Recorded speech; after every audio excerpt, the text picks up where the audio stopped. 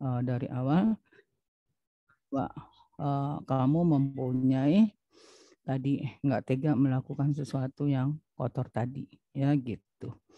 Nah kalau penggelapan misalnya, misalnya ada titipan barang atau apa ya gitu, yang tidak diketahui oleh lingkungan kamu. Kebetulan kamu bagian pembelian. Ya, Ibu Nelly sih bukan nggak tahu, cuman kadang-kadang saya suka nyeletuk ya. Contohnya aja harganya padahal cuma 20. Untung sekarang ada Tokopedia. Jadi kalau Tokopedia sama Lazada atau segala macam ya. Tapi yang rakyat yang Topet ya. Nah, saya lihat di situ harganya berapa. Sehingga kalau dia bilang tempat sepatu harganya sampai 1 juta, saya bilang yang jenis mana tuh yang 1 juta, saya udah tahu yang seperti apa. Nanti hati-hati loh, uangnya kemakan sama anak-anaknya tidak barokah ya gitu. Padahal pengen anak yang cerdas, pintar ya gitu. Udah keburu rusak anaknya. Ya itu bisa terjadi kayak gitu ya. Ada yang bilang gini, alah katanya dosa kan nggak kelihatan, Bu Neli tahu-taunya 3 minggu kemudian meninggal ya. Terus ada yang ngomong begini, Bu Nelly katanya, emang Ibu tahu mati itu kapan? Saya nggak sama sekali ingatkan bahwa mati itu datangnya sewaktu-waktu. Totonya 3 bulan kemudian orang tersebut nggak ada, ya gitu. Didasari dengan sakit, ya gitu. Jadi jangan bermain-main dengan kata Allah Subhanahu Wa Taala, itu membahayakan diri kita. Kalau misalnya kita suka berbuat ya diem aja, cuman istighfar banyak-banyak ya gitu. Jadi seperti itu. Saya iseng-iseng, kebetulan saya kan dulu di Kasubag adaknya di bagian Kasubag akademik tuh yang ngurusin mahasiswa baru masuk ya. Nah oleh karena itu saya juga pada saat itu nggak mau terlibat di dalam. Zaman itu kan masih mungkin untuk nitip-nitipin anak, tapi saya nggak mau terlibat dalam hal yang kayak gitu. Saya takut anak saya bodoh dan nanti anak saya digituikan orang ya, kita miris sendiri. Alhamdulillah itu saya lulus ya, makanya saya nggak mau lama-lama di manajemen ya, manajemen yang seperti itu. Kalau sekarang mah enak, saya manajemennya saya yang menentukan sendiri ya. Oke. Nah kemudian komisi ya, bisa komisi mah kamu udah tahu lah. Misalnya ya, waktu itu ada saya suatu saat punya perusahaan ya yang memproduksi tas, terus saya masukkan tas-tas seminar ke rumah sakit. Saya pegang sekretaris dokternya, kebetulan saya banyak kenal dokter-dokter itu ya. Terus saya bilang satu tas itu 1.000. Nah kalau dia misalnya ngambil 1.000 tas kan berarti dia dapat 1 juta. Ya misal itu contohnya. Ya jadi itu komisi. Tapi kalau komisi seperti itu kita kan nggak memaksakan ya.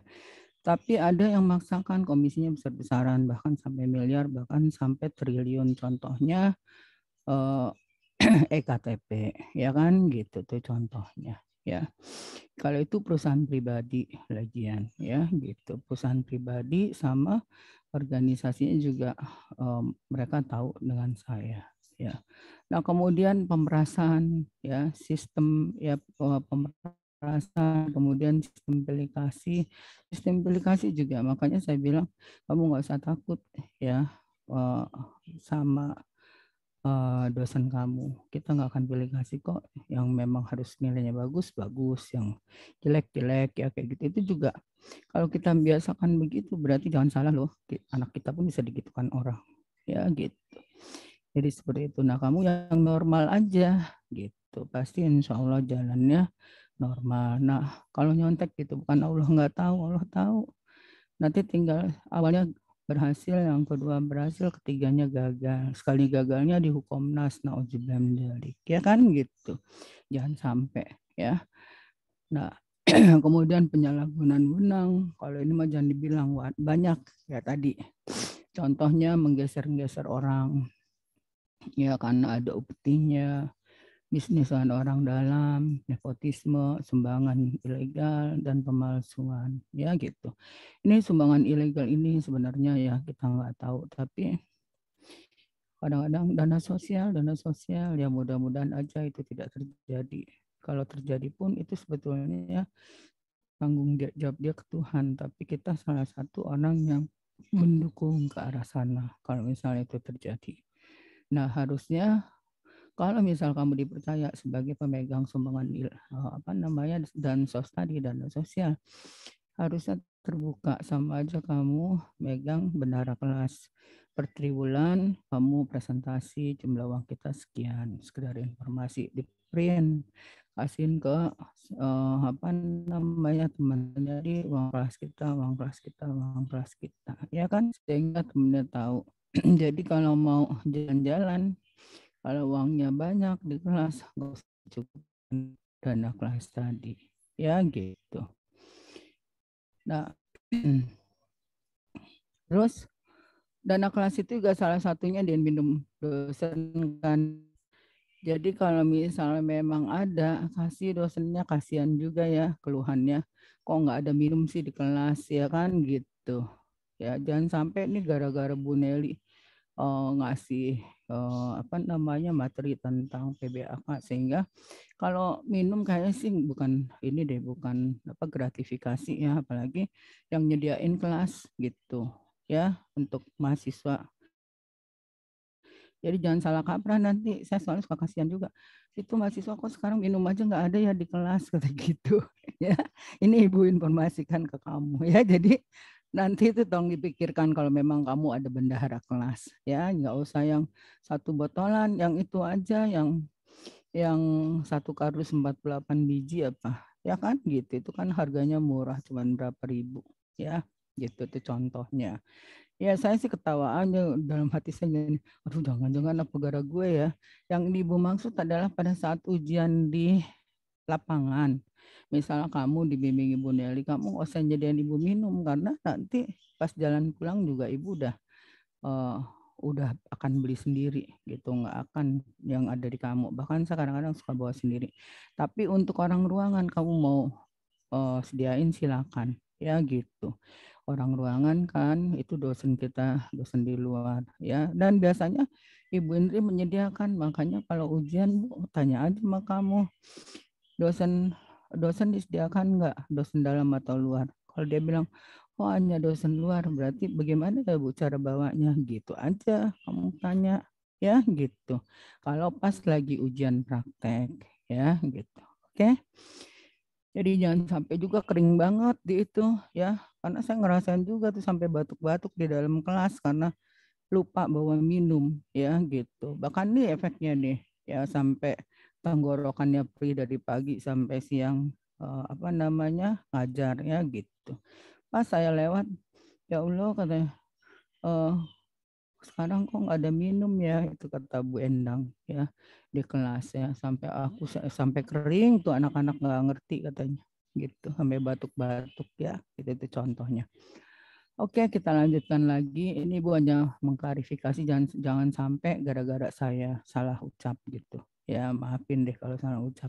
Jadi itu nggak gratifikasi, itu ya normal lah. Atau kamu tanya pendidikan nyediain nggak, jangan-jangan juga ada, tanya aja sama Bu Para kalau minum dosen ada nggak gitu. Nah kalau nggak ada kamu sediain ya gitu. Minum dosen di kelas pada saat mengajar ada nggak Bu Farah? Aquanya gituin aja. Nah kalau nggak ada kamu sediain silakan ya, kalau misal kamu ada dana kelas. Oke, nah ini modusnya. Jadi sudah tahu. Ada pungli juga. Pungli itu termasuk yang waktu kita kalau di Indomaret kan dia nggak ngambilin uang itu ya. Nah terus dia ini apa namanya ambilin uang parkir, itu udah termasuk pungli loh. Ya gitu kan, kemarin karena rumah saya deket dari pelabuhan. Nah, pungli itu di pelabuhan banyak banget ya. Kan kemarin ketangkep tuh banyak jumlahnya ya, bahkan dedengkotnya juga udah ketangkep dengan bangganya menginformasikan kekayaan triliun ya. Emang daerah pelabuhan itu daerah basah yang saya tahu ya. Itu banyak kontainer itu kan ngangkut barang-barang yang untuk dikirim ke daerah-daerah ya. Nah, kemudian dalam lingkup umum Komisi Pemberantasan Korupsi pun telah menginventariskan modusnya. Ada 18 modus. Nanti silakan Anda baca. ya satu pengusaha menggunakan pejabat pusat untuk memujuk kepala daerah. Nah ini ada jadi kepala daerahnya, makanya banyak tuh kepala daerah yang tertangkap tangan ya, apalagi sekarang KPK-nya, dan itu kan bukan kecil-kecilan korupsinya ya, miliar ya, ratus miliar kayak gitu-gitu dana daerah ya. Kemudian panitia pengadaan yang dibentuk Pemda ya gitu, macam-macam, nanti silakan Anda baca. Jadi Anda juga pinter ya, nanti pas dinas jadi hati-hati jangan sampai dimanfaatkan oleh orang lain ya. Sekarang di mana aja itu bisa terjadi ya. Nah, kemudian ini secara garis besarnya. Oke. Jadi banyakan itu yang mana? Maaf ya, saya masih pilek ini Bu ya. Jadi maafin kalau sedikit-sedikit pindeng sama ada batuk-batuk ya gitu. Oke. Nah ini ya gambarnya tikus. Kalau tukang mencuri itu kan tikus ya, mencuri makanan ya. Dan dia suka makan sampah ya gitu, melakukan korupsi bersama-sama, melibatkan anggota keluarga. Kalau sekarang banyaknya melibatkan anggota keluarga, jadi money laundry-nya itu masuk ke rekening keluarga. Nah, Anda juga hati-hati ini. Ya, bank aja bisa terjadi begitu ya. Dia tahu-taunya masuk ke rekening kita nggak tahu uang siapa nih gitu. Tapi nggak berapa lama nanti hilang lagi uang itu. Artinya kan dia numpang tempat doang. Itu bisa terjadi kayak gitu. Jadi hati-hati ya.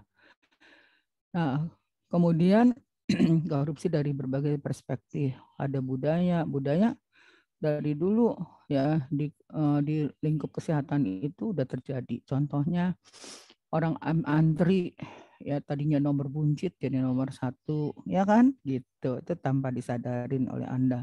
Kemudian soal nanti jangan ya terjadi di zaman Anda, udah zaman now gitu loh, terus zaman digital ya kan, yang kasihan itu justru nggak punya uang. Kalau teman kita mungkin boleh-boleh aja karena dia harus dinas, jadi kamu bantuin. Misalnya si Padilla sakit terus satu ruangan sama kamu, satu rumah sakit. Mau apa? Mau ini ya dokter, ya udah itu didulukan boleh. Karena dia akan dinas setelah itu, ya kan gitu. Itu emang kelebihan kita di mana? Kelebihan kita di situ. Lebih yang lain nggak ada gitu loh. Kita orang kesehatan jadi dapat istimewa, tahu, dikenal, ya kan gitu ya. Itu yang ibu rasakan sekarang, kadang-kadang kalau ke rumah sakit atau nggak apa gratis gitu ya, ternyata dokternya kenal, terus diduluin nama mahasiswa lulusan ya kan. Saya bilang loh tadi kan aku paling belakangan kok gue duluan ya kan gitu, terus saya lihat jangan-jangan ada mahasiswa gue nih, ada lulusan gue, totalnya bener ya, ada lulusan kita yang masih ingat sama saya gitu, alhamdulillah ya.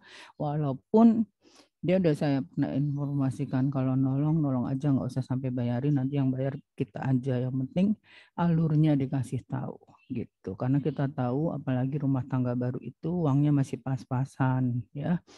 Kalau misalnya udah middle age ya, udah usia pertengahan lagi karirnya, nggak apa-apa digratisin ya kan, ditraktir juga nggak apa-apa karena itu udah jadi bos biasanya ya gitu. Jadi ibu juga suka berpikir ke sana, oh dia udah punya uang makanya dia berani traktir ya gitu ya. Ya jadi seperti itu gambarannya, jadi baik-baik sama teman pekerja juga. Nah kemudian ini berapa contoh ya dari berbagai perspektif ya. Contohnya orang tua siswa memberikan uang atau hadiah kepada guru. Nah itu kan ingat nggak, mama kita pernah bawain bingkisan pada saat kenaikan kelas ya kan gitu ya. Padahal itu ucapannya terima kasih, kita juga nggak ada kesono ya waktu itu gitu pikirannya. Tapi setelah saya belajar itu saya nggak pernah lagi ngasih ucapan terima kasih kepada guru anak saya ya gitu. Karena saya pikir ya udahlah, ternyata udah sejahtera guru ya kan. Sekarang kan guru udah bisa bawa Innova ya kayak gitu karena tunjangannya udah besar ya gitu. Nah beda dengan zaman dulu. Dulu tuh benar-benar kasihan ya, ada mahasiswa yang anak guru ya, saya tahu banget, terus dia hampir nggak lulus, akhirnya saya bantu untuk nentir dia supaya dia berhasil. Namanya aja saya masih ingat sampai sekarang ya gitu. Ya alhamdulillah sekarang udah jadi orang, ya gitu. Nah kemudian mahasiswa memberikan parcel tuh. Ini juga jangan, nggak usah ini ke dosennya.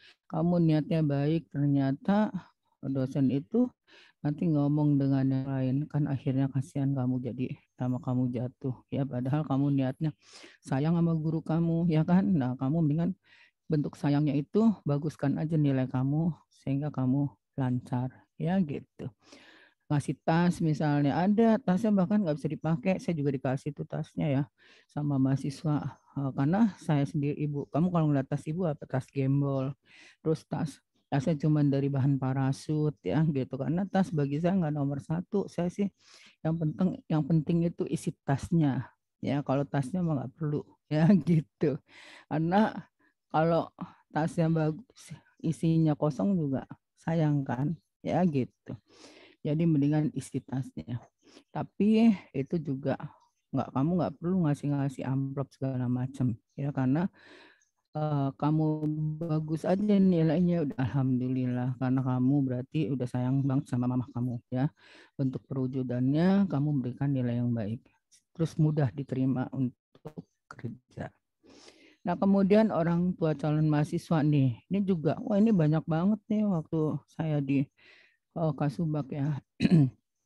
Tapi makanya waktu proses penerimaan gini yang belum digital, saya berusaha tuh bilang sama semua satpam, jangan ngasih nomor saya, ya gitu. Karena apa? Bahaya, ya gitu. Nanti bisa pakai nama kita segala macam kayak gitu. Kalau lagi kamu jadi orang penting di rumah sakit, bagian apa tuh yang penerimaan mahasiswa SDM misalnya rekrutmen, wah jauh-jauh deh, karena bisa difitnah orang, ya gitu. Jadi bisa kemungkinan kamu jadi itu bisa ya. Jadi bisa aja nanti karena kinerja kamu baik terus diminta tolong untuk mengurus tentang rekrutmen SDM ya gitu. Wawancaranya kah atau apanya kah ya gitu. Oke, nah korupsi dalam perspektif agama ini katanya harusnya kan kalau agamanya kuat enggak ya. Nah tadi Ibu katakan pengaruh lingkungannya kenceng banget ya gitu. Jadi banyak doa, terus hati-hati dalam memberikan penolakan.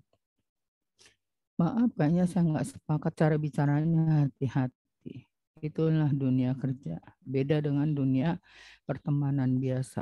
Ya, gitu. Oke. Nah, korupsi dalam perspektif hukum. Harusnya hukum kan bantuin kita ya. Nah, ternyata hukum malah kita merasa nggak salah, kok kita yang kena. Ya kan gitu. Itu contohnya. Kenapa? Tadi dia berpihak kepada orang yang memiliki kekuatan ya gitu, kita nggak tahu. Itulah makanya dikatakan bahwa hukum di kita masih abu-abu, yaitu ya maksudnya semua mudah dibeli ya. Kamu kalau liatin kasus Ferdi Sambo coba, gemes kan ngelihatnya ya. Ibu aja ngikutin dari awal sampai akhir, kadang suka iseng sembari ngerjain apa terus dengerin jadinya apa namanya pas dia habis sidang segala macam, kita dengernya gemes aja. Pas udah diputuskan, loh kok segitu gampang amat gitu ya, nyawa orang kok diberi segitu gitu. Oke, itu contohnya seperti itu. Baik, sampai sini ya. Ini Ibu ucapkan terima kasih atas perhatian Anda supaya bisa presentasi nih. Jadi Ibu nggak punya utang ya. Karena di kelas lain Alhamdulillah saya nggak punya utang. Dengan D3 hutangnya. Nah nggak tahu kalau yang KMB KMB Ibu Putu, apakah saya masih punya utang apa enggak. Jadi nanti kita ini aja, karena kan ujian kita juga itu masih minggu depan ya.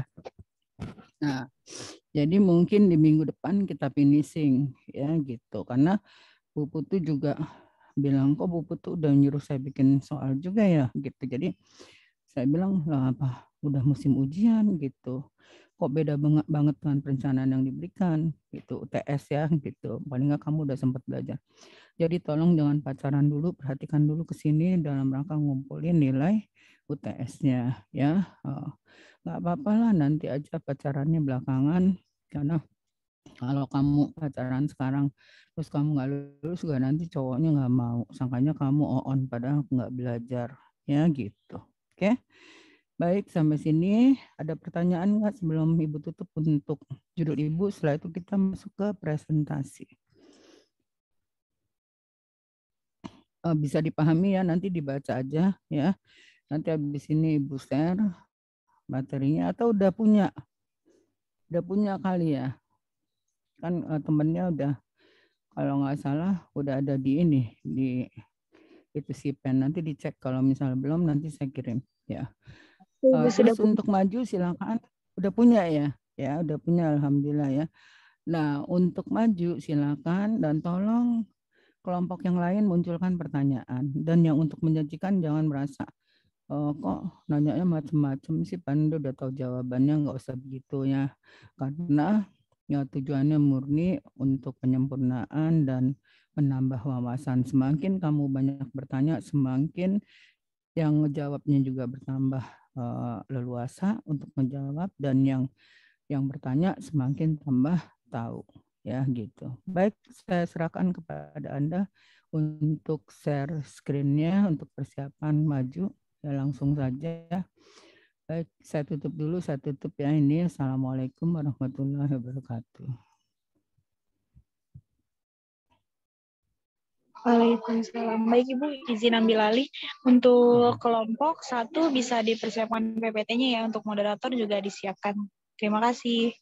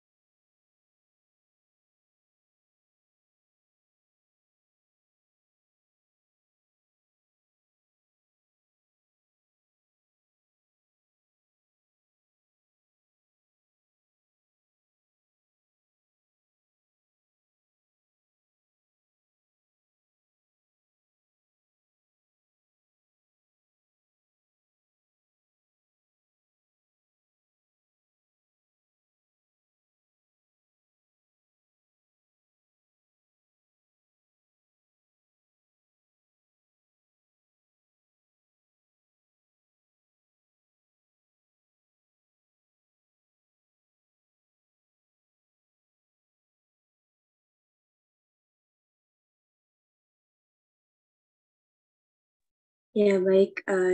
Izin masuk, Ibu. Saya mulai presentasinya.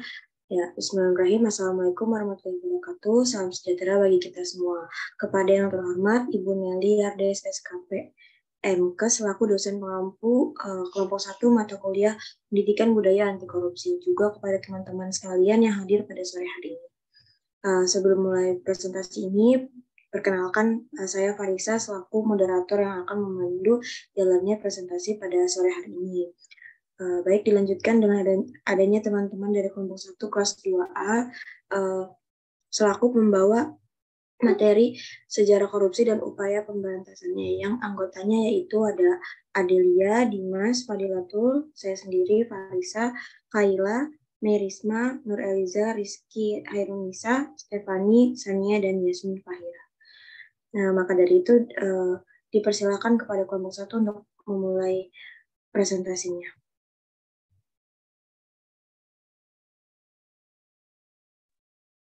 Baik, sebelumnya izin moderator karena saya harus off-cam dikarenakan jaringan yang sedang tidak stabil. Dilanjutkan untuk materi yang pertama, ada sejarah korupsi. Bisa di next.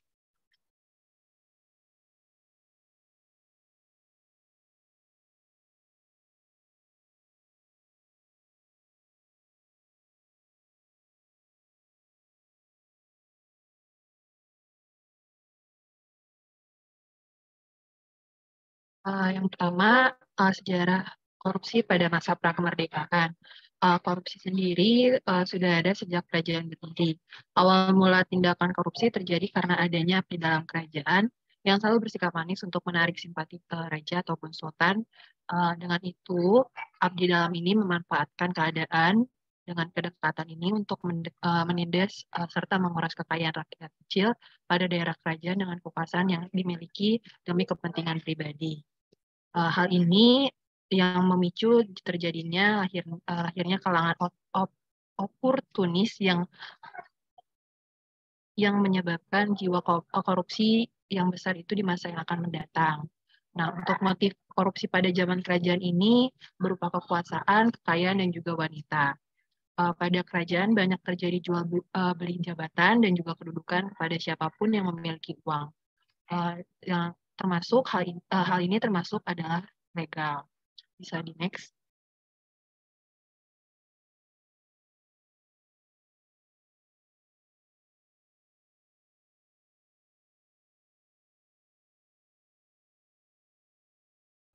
Selanjutnya pada masa penjajahan, yang dimana pada masa penjajahan budaya korupsi ini dibangun oleh para penjajah kolonial, terutama Belanda, selama 350 tahun. Budaya ini masuk dan meluas melalui sistem budaya sosial politik masyarakat. Budaya korupsi ini berkembang melalui tokoh lokal yang sengaja dijadikan badut politik oleh penjajah untuk menjalankan daerah administratif tertentu, seperti untuk tingkatan sekarang ini bisa kita sebut lurah dan juga pejabat dari kabupaten ataupun provinsi. Pejabat suruhan ini, penjajah Belanda ini untuk menjaga dan mengawasi suatu daerah tertentu.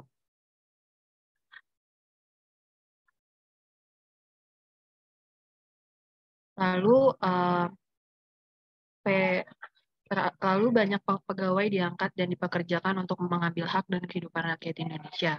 Pada pemerintahan Belanda ini ada sebuah company yang sudah kita sering dengar, yaitu VOC. Di VOC sendiri ini mengajari masyarakat korupsi untuk berbagai bidang. Kebiasaan mengambil hak dari rakyat kecil ditiru oleh penjajah. Kejadian ini terjadi karena tidak ada pengawasan langsung dari pihak pemerintahan. Nah, korupsi di Indonesia ini berasal dari masa kependudukan Jepang karena Jepang yang mempekerjakan aparatur lokal yang serakah. Banyak terjadi korupsi, pasar gelap, dan juga penyimpangan yang marak, di mana bila ketahuan akan dihukum oleh pihak Jepang. Lalu pada masa penjajahan, pribumi juga menindas pribumi yang lain yang lebih rendah dari jabatannya. Pada masa Jepang memiliki peraturan kultur style yang memiliki arti sistem pembudayaan dengan isi yang sangat manusiawi dan juga beradab. Tetapi pada penerapannya mirip dengan duang style yang berarti itu sistem paksa atau tanam paksa. Dengan kebijakan yang menyeleweng ini dan tidak adanya kesejahteraan bagi rakyat, terjadi perlawanan rakyat terhadap penjajah seperti perang Diponegoro, Imam Bonjol, dan juga Kesultanan Aceh. Next. Baik, selanjutnya ada masa pasca kemerdekaan.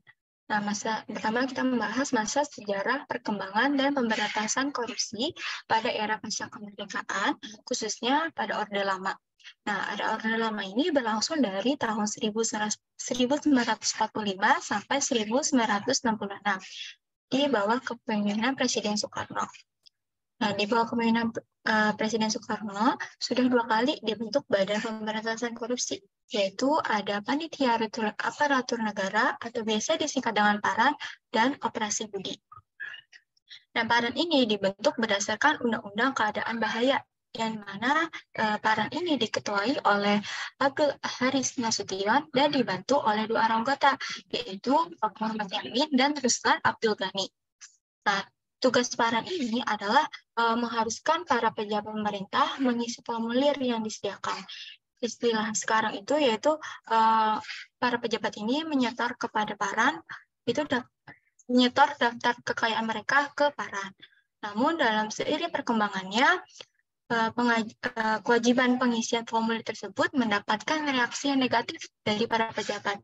Mereka berkata bahwa agar formulir itu tidak diserahkan kepada PARAN, tetapi kepada Presiden. Namun, usaha PARAN itu kayak mengalami deadlock karena kebanyakan para pejabat ini berlindung di balik Presiden. Akhirnya, tugas PARAN ini diserahkan kembali kepada pemerintah.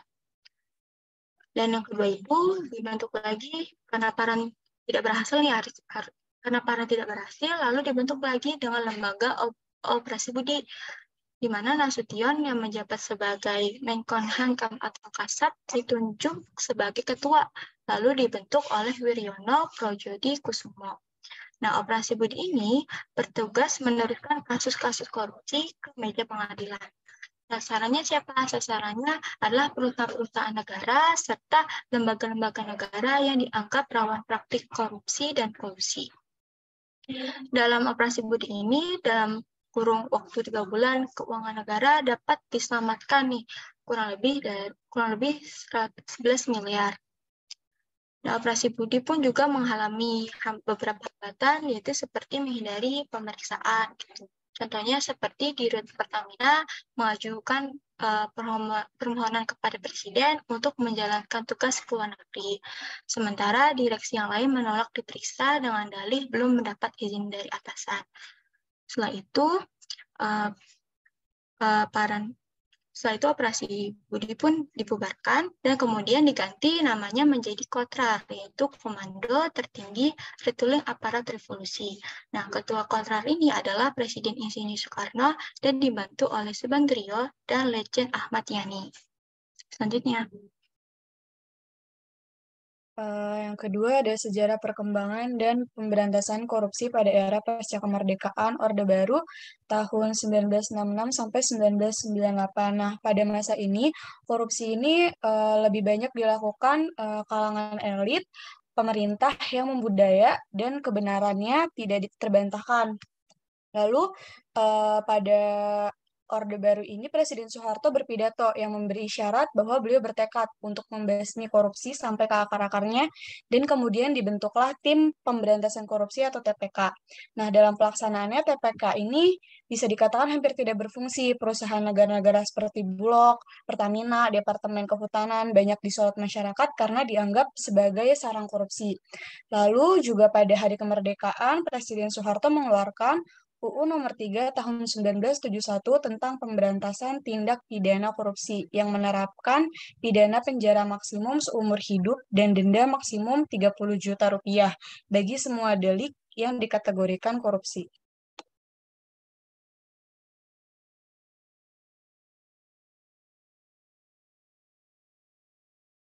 Lalu yang ketiga ada era reformasi. Nah, era reformasi ini ada Presiden B.J. Habibie yang mengeluarkan UU Nomor 28 Tahun 1999 tentang penyelenggaraan negara yang bersih dan bebas dari KKN. Berikut pembentukan berbagai komisi atau badan baru, yaitu ada KPKPN, KPPU atau Lembaga Ombudsman. Lalu saat pemerintahan Gus Dur membentuk badan-badan negara untuk mendukung upaya pemberantasan korupsi. Ada tim gabungan penanggulangan tindak pidana korupsi, Komisi Ombudsman Nasional, Komisi Pemeriksaan Kekayaan Pejabat Negara. Lalu pada saat kepemimpinan Presiden Megawati, masyarakat ini meragukan pemberantasan korupsi pemerintah karena banyaknya BUMN yang korupsi namun tak bisa dituntaskan, contohnya seperti korupsi Bulog.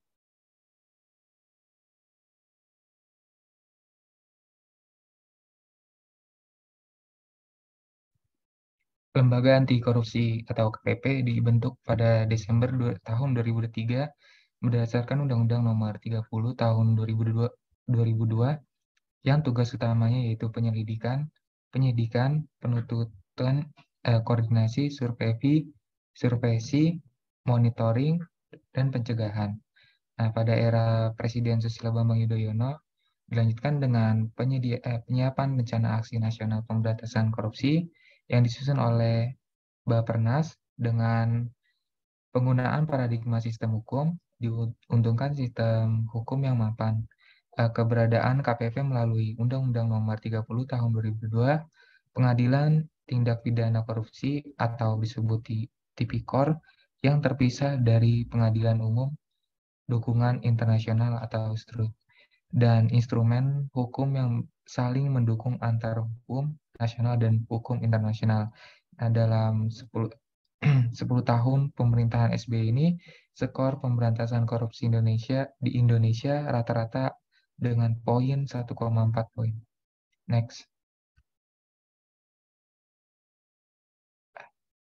Selanjutnya, 4. Sejarah perkembangan dan pemberantasan korupsi pada era saat ini. Yang pertama itu pada pemerintahan Jokowi, citra anti korupsi ternodai karena jumlah kementerian dan lembaga tersandung kasus korupsi seperti Direktorat Pajak, Kejaksaan, Kementerian Perhubungan, dan Kementerian Desa. Nah, contohnya lagi dalam peristiwa ya, kriminalisasi terhadap Abraham Saham dan Bambang Wijoyanto selaku pimpinan KPK hingga penyerahan terhadap Novel Baswedan. Nah, selanjutnya itu pada Transparency Internasional Indonesia mencatat indeks persepsi korupsi atau IPK Indonesia selama 4 tahun pemerintahan Jokowi Yusuf Kala naik sebanyak 4 poin. Pada tahun 2014, skor IPK Indonesia berada di poin 34, sementara pada tahun 2018 skornya naik menjadi 38, atau naik rata-rata 1 poin per tahun.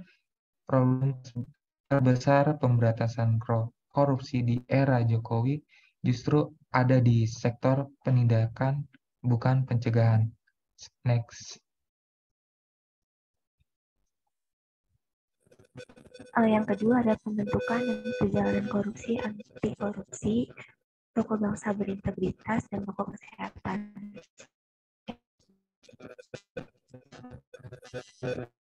Tokoh bangsa berintegritas pada era Orde Lama itu yang pertama ada Paran. Paran ini panitia retooling aparatur negara.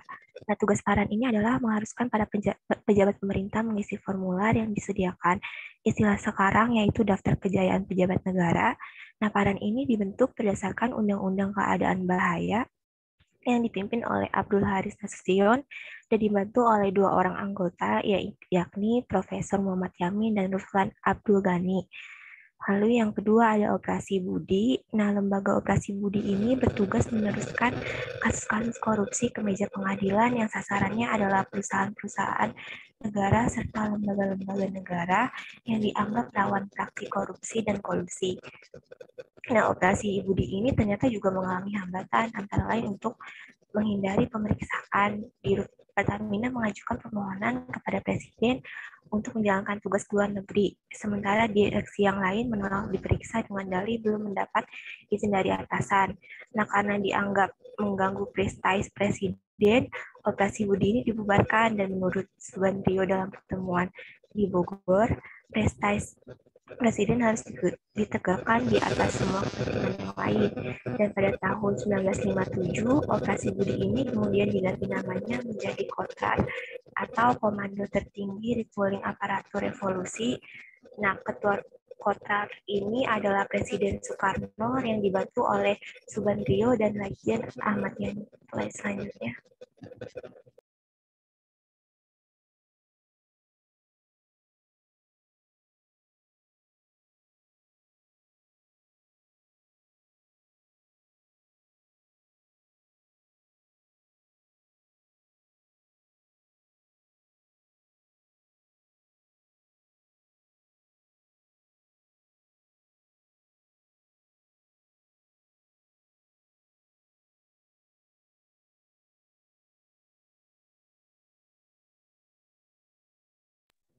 Tokoh bangsa berintegritas pada era Orde Baru yang pertama ada Tim Pemberantas Korupsi TPK. Ini berdasarkan Kepres nomor 228/1967 dan Undang-Undang nomor 24/1960, Tim Pemberantas Korupsi TPK ini diketuai oleh Jaksa Agung Sugiharto yang dibentuk pada tanggal 16 Agustus 1967.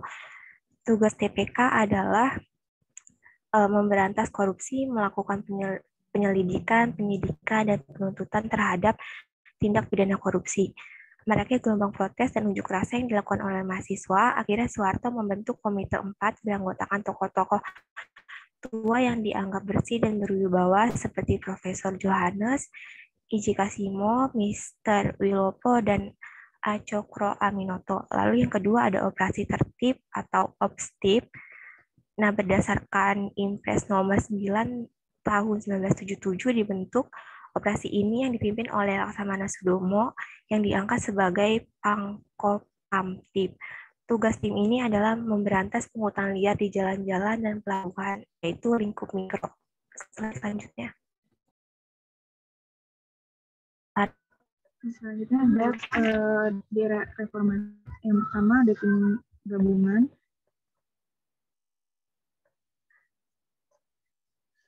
Badan ini dengan Mas Jaksimandi Darwan dan dipimpin Hakim Agung Andi Anjono pada tahun 1999. Yang kedua ada Komisi Pemberantasan Korupsi atau KPK. Lembaga Anti Korupsi KPK dibentuk pada tanggal 16 Desember tahun 2003. Next.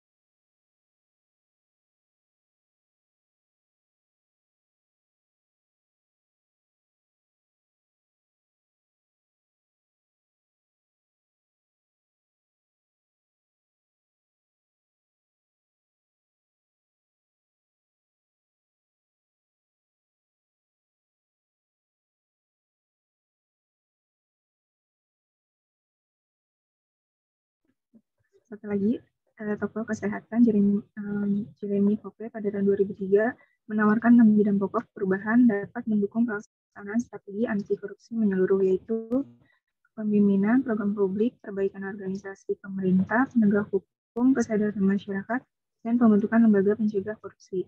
William dan Nelly tahun 1995, ini unsur kepemimpinan 4R.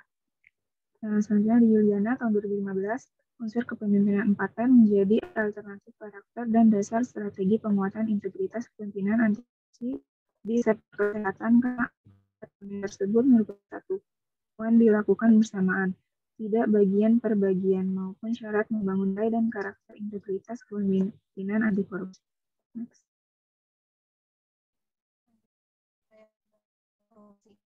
Upaya yang paling tepat untuk memberantas korupsi adalah hukum seberat-beratnya pelaku korupsi. Dengan demikian, bidang hukum, khususnya hukum pidana, akan dianggap sebagai jawaban yang paling tepat untuk memberantas korupsi. Kemudian, kita juga memiliki lembaga serta aparat hukum yang mengabdi untuk menjalankan peraturan tersebut, baik kepolisian, kejaksaan, dan pengadilan. Bahkan, kita juga memiliki sebuah lembaga independen yang bernama Komisi Pemberantasan Korupsi atau KPK, yang kesemuanya dibentuk salah satu untuk memberantas korupsi.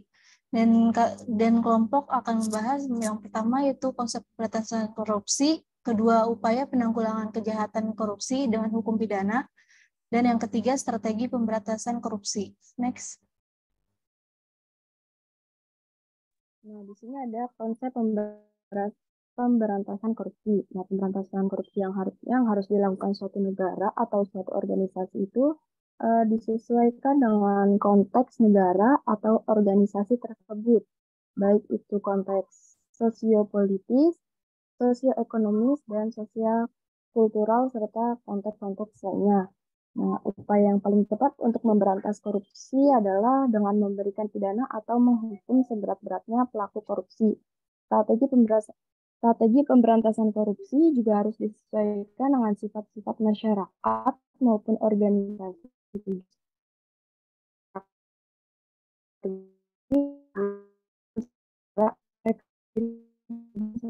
Berantas korupsi.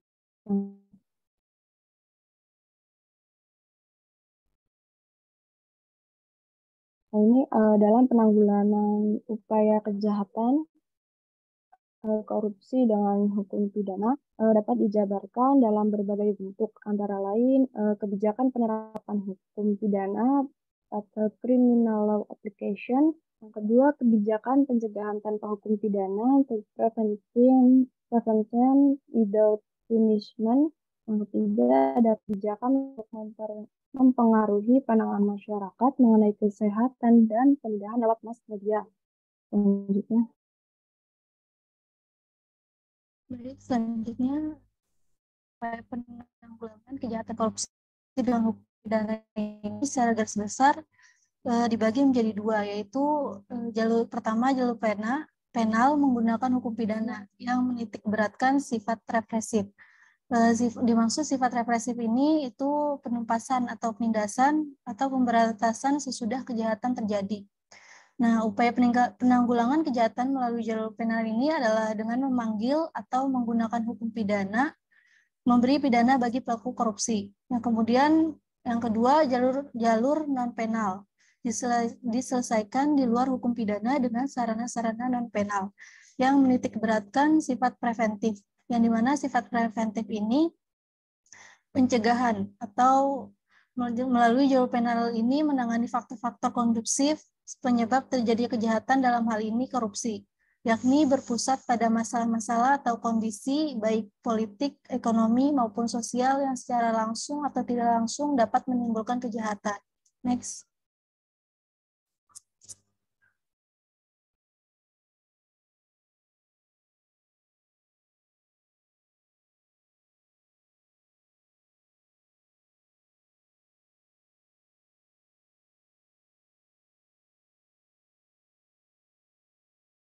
Selanjutnya ada strategi pemberantasan korupsi yang dimana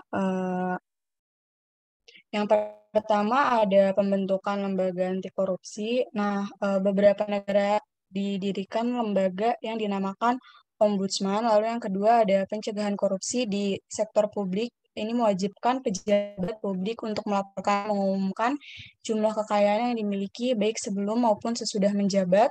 Lalu yang ketiga ada pencerahan sosial dan pemberdayaan masyarakat, yang dimana memberi hak pada masyarakat untuk mendapatkan akses terhadap informasi.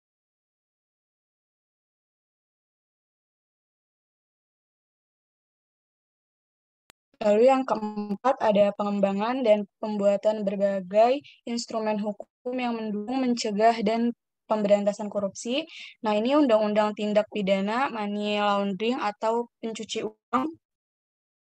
Lalu yang kelima ada monitoring dan evaluasi untuk mengetahui capaian yang dilakukan bersama internasional, melakukan internasional sama baik dengan dalam maupun dengan internasional engage.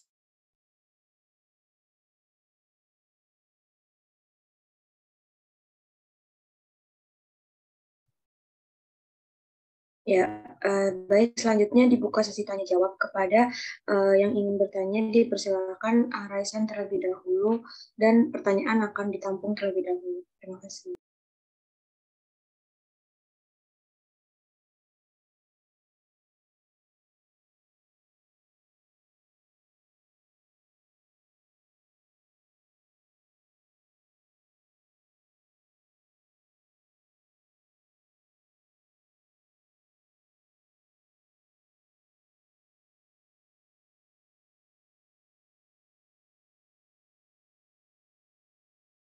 Baik, untuk Rizka dipersilakan. Ya, terima kasih moderator atas kesempatannya. Saya Rizka dari kelompok 3. Saya mau bertanya, tadi kan kelompok memaparkan upaya-upaya pemberantasan korupsi, terus strategi pemberantasan korupsi. Tapi kan fakta lapangan di Indonesia itu masih sulit untuk memberantas korupsi ya. Nah, saya mau nanya, ada nggak sih alasan tuh mengapa di Indonesia itu sangat sulit untuk memberantas korupsi? Terima kasih. Baik, dilanjut kepada Novia, dipersilakan. Baik, terima kasih moderator. Saya Novia dari kelompok 4. Izin bertanya kepada kelompok. Tadi juga sudah izin bertanya untuk bagaimana sih korupsi bisa mempengaruhi masyarakat itu sendiri, bisa dijelaskan secara detail. Terima kasih.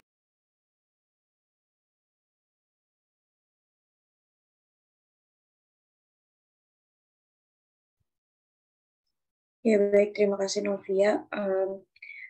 Mungkin apakah ada kelompok yang ingin berbagi?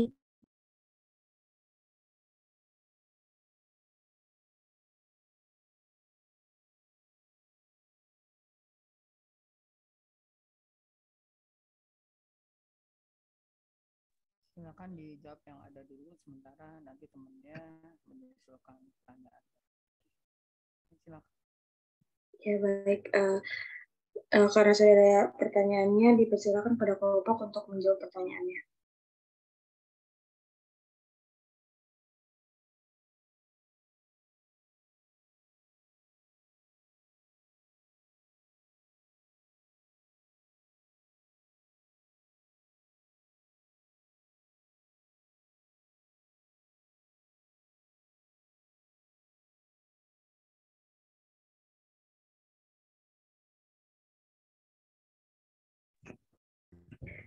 Baik, izin masuk moderator, saya Rizky Hairunisa selaku perwakilan dari kelompok ingin menjawab pertanyaan dari Rizka Permata, kelompok 3.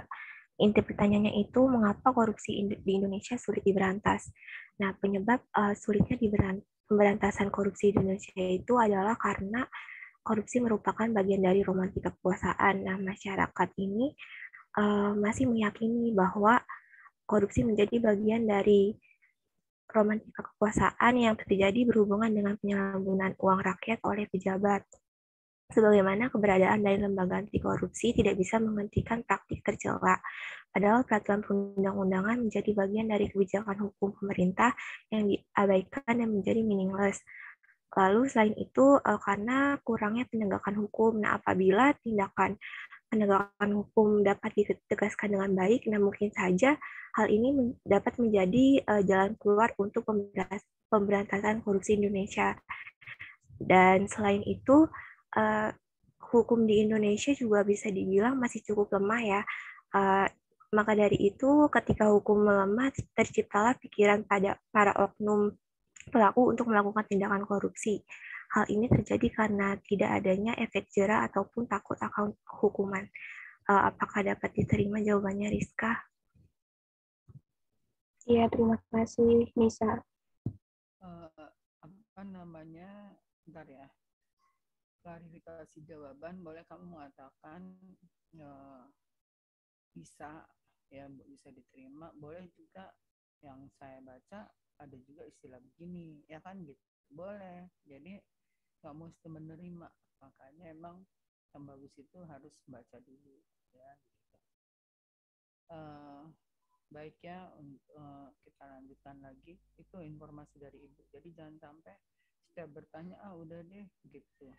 Jangan ya gitu, kan bisa aja kamu masih gelitik atau jangan-jangan kamu tahu jawabannya kenapa gitu. Jadi referensi yang kamu baca itu bisa untuk sebagai penambah, penguat gitu. Oke? Ya, Rizka. Oke, silakan moderator.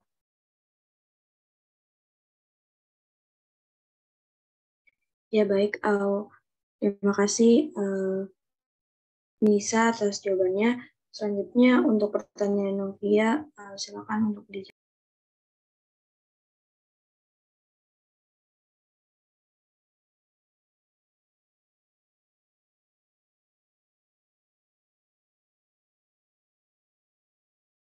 Tadi Novia pertanyaannya apa? Disebutin dulu pertanyaannya.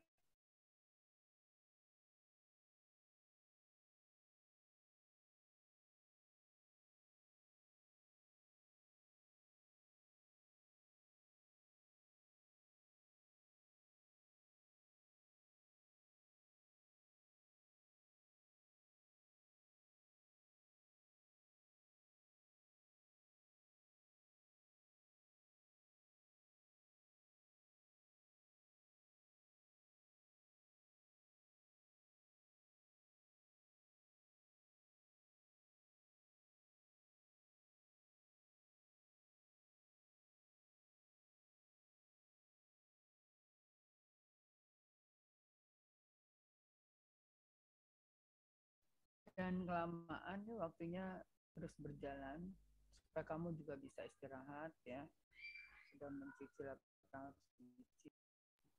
ngaji-ngajian ya, jangan duniawi terus ya kan gitu. Mohon maaf Ibu, suara Ibu terlalu kecil.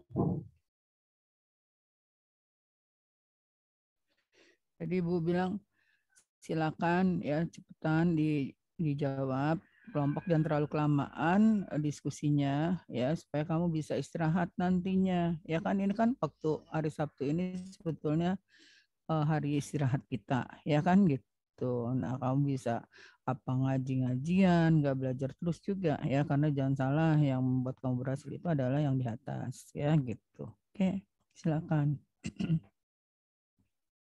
Kedengeran nggak? Ya baik, Ibu sudah terdengar. Ya.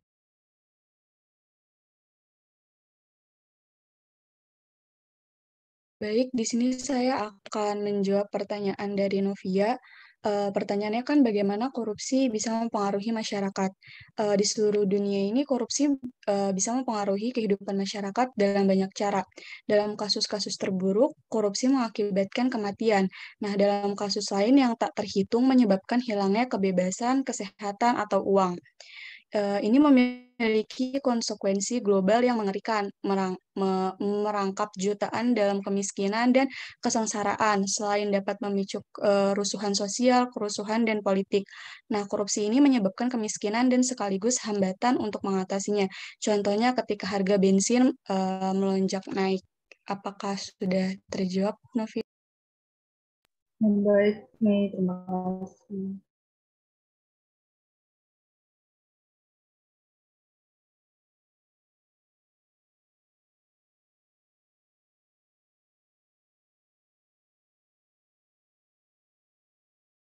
Baik, terima kasih Mei atas jawabannya. Ya, oke. Ada lagi pertanyaannya? Oke. Ya, itu udah bagus tadi jawabannya. Jadi emang dia akan mempengaruhi bahkan berdampak kepada masyarakat. Harusnya itu kan hak masyarakat kecil ya. Harusnya bisa dipakai untuk kesejahteraan bersama, tapi itu untuk jadi apa namanya kepentingan pribadi ya, contohnya termasuk yang nggak mampu bisa untuk biaya ketidakmampuannya ya, tapi itu tidak terjadi karena tadi dikuasai oleh segelintir orang ya. Sama perusahaan swasta juga gitu, mau memberikan bantuan juga nggak bisa karena dia udah banyak ke pemerintahnya. Karena contohnya gini, dia mau memasok listrik ya. Nah, itu sebelum masuk dia menyuap pejabat yang berhubungan dengan pemesanan listrik itu tadi ya, sehingga harusnya dia bisa untuk berbagi kepada masyarakat kecil, tapi itu tidak bisa terjadi. Itulah kehidupan kita. Sama dengan di keperawatan gimana? Wah, di keperawatan sih banyak banget ya. Sama itu terkait dengan obat contohnya. Kalau dokter ya, dokter sebagai orang yang berkewenangan untuk memberikan resep ya.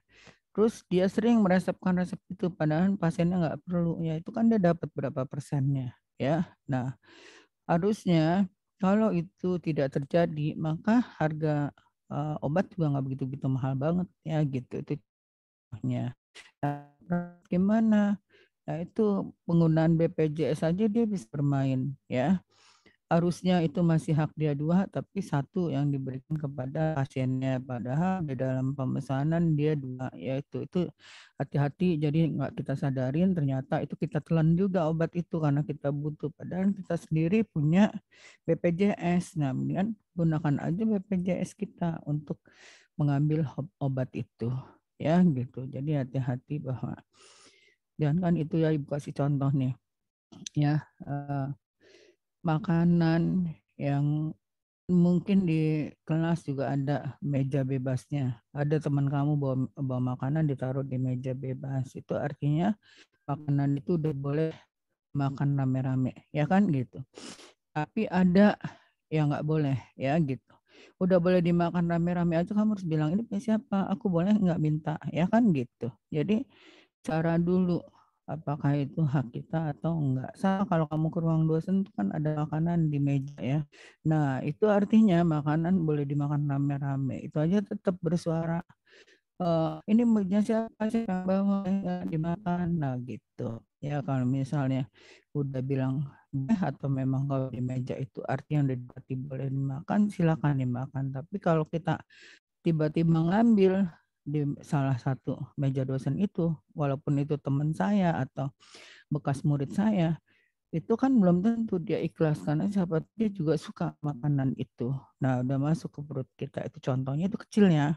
Jadi mungkin yang punyanya udah mengiyakan tapi malaikat belum tentu mengiyakan. Jadi hati-hati yang dikirkan kita.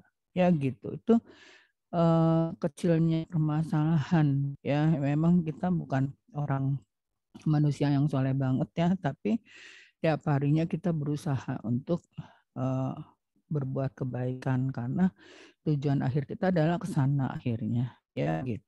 Dengan dianya kamu sekolah yang benar, naik haji, umroh, atau kalau yang kali ke Yerusalem atau ke Roma, ya kan misalnya itu contohnya, ya kayak gitu.